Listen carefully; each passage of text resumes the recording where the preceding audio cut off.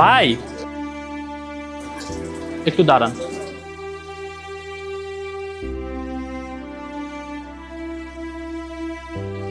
ভাই আমি ওইখান থেকে দেখতেছি আপনি নিজের খাবারটা নিজে না খায়া আরেকজনকে দিয়ে দিলেন, তাহলে আপনি কি খাবেন? আসলে কি ভাই, আমার কাছে 60 টাকাই আছিল, আর ওরও খিদা লাগছে, দেন না কত তৃপ্তি করে খাইতেছে, লিখে আমার খাবারটা ওরা দিয়া দিলাম। কিন্তু ভাই তাহলে আপনি কি খাবেন? আপনারও তো খিদা লাগছে। আল্লাহ দুনিয়া একটা না একটা ব্যবস্থা হইব, টেনশন করেন না, আসি। হ্যাঁ আচ্ছা ভাই আপনি 1 মিনিট দাঁড়ান, আমি আইতাছি।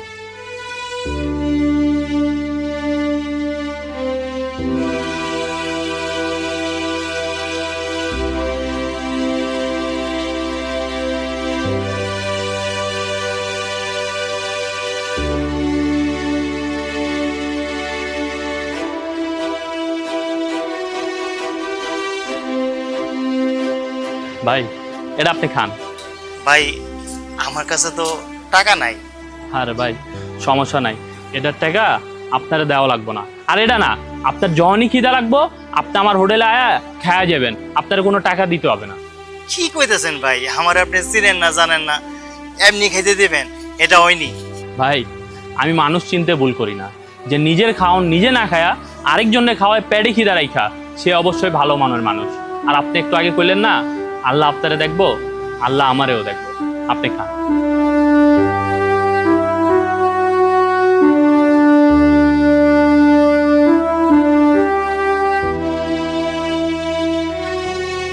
ভাইয়া, হ্যাঁ ম্যাম সাহেব। না মানে তুমি কি কোনো কাজ বাজ কিছু করো? না ম্যাম সাহেব, অনেক জায়গায় কাজের জন্য খুঁজতেছি, কিন্তু এখনো কোনো জায়গায় কাজ পাইনি। বুঝতে পেরেছি। আচ্ছা, তো তুমি কোন গ্রাম থেকে এসছো আর তোমার নামই বা কি? আমার নাম রাজু, আমার গ্রাম মুন্সিগঞ্জে। আসলে আমি ওদিকটায় দাঁড়িয়ে তোমাদের কথা সে তখন থেকে শুনছি, পুরোটাই শুনেছি। আমি দেখলাম যে তুমি নিজে ক্ষুধা পেটে রেখে নিজের খাবারটা অন্যের মাঝে বিলিয়ে দিলে। আসলে ম্যাম সাহেব, আমি গ্রাম থেকে 1200 টাকা নিয়ে এসেছিলাম। এই কয়টা দিন তো কাজের লেগে অনেক জায়গায় চেষ্টা করছি, কোনো জায়গায় তো কাজ পাইনি, তাই এই টাকাটা দিয়ে কোনো রকম ভাবে চলতেছিল। এখন এই টাকা খরচ টরচ হয়ে যাওয়ার পর অবশিষ্ট আমার কাছে 60 টাকাই আসছিল, এই খিচুড়ি নিয়েছিলাম। তারপরে পুরাটা কইতেছে যে বলে খিদা লাগছে, আমার কাছে তো আর কোনো অতিরিক্ত টাকা নাই, এর লিগে আমার খাওয়ানটা ওকে দিয়ে দিচ্ছি। তুমি যেটা করেছো কাজটা ভালো কাজই করেছো, কিন্তু এটা তো শহর, শহরে তো এত সহজে কাজ পাওয়া যায় না। আর তাছাড়াও খুবই ছোট ছোট কাজের জন্য অনেক কষ্ট করতে হয়।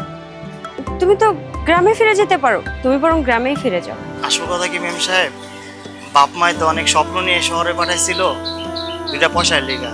এখন যদি এই অবস্থায় গ্রামে ফিরে যাই, বাপ মা স্বপ্নটা ভেঙে যাইব। বলছিলাম যে তুমি ড্রাইভিং পারো তো না?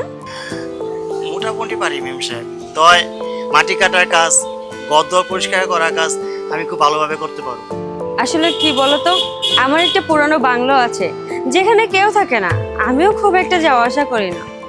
ওই বাংলোটা আমার বাবা মায়ের শেষ স্মৃতি, যার কারণে আমি ওইটা অক্ষত রাখতে চাই, কিন্তু বিশ্বস্ত কাউকে পাই না দেখে ওখানে কাউকে রাখতে পারি না।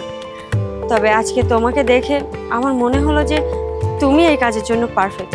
তোমার মতো অনেস্ট মানে সৎ ব্যক্তি এখন হাতে কোনো কয়েকটাই বা পাওয়া যায়।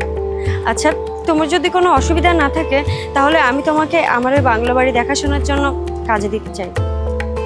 জি ঠিক আছে, তবে স্যালারি কিন্তু তোমাকে প্রথম মাস থেকে আমি 20,000ই দিব। এরপরে যদি মনে হয় যে না সব ঠিক আছে তাহলে পরেরটা পরে। কি হবে তো? কি কোন ম্যাম সাহেব, 20,000 টাকা পারুম না মানে? খুব ভালো হইব আমার জন্য। আচ্ছা ঠিক আছে, তাহলে তুমি খাবারটা খেয়ে নাও, আমি এটার বিল পরিশোধ করে গাড়িতে গিয়ে বসি। আর তোমার যদি আরো খাবারের প্রয়োজন হয় তাহলে নিঃসংকোচে খেও, কিন্তু আমি বিলটা দিয়ে দিব। ঠিক আছে, তুমি শেষ করে এসো। জি ম্যাম সাহেব।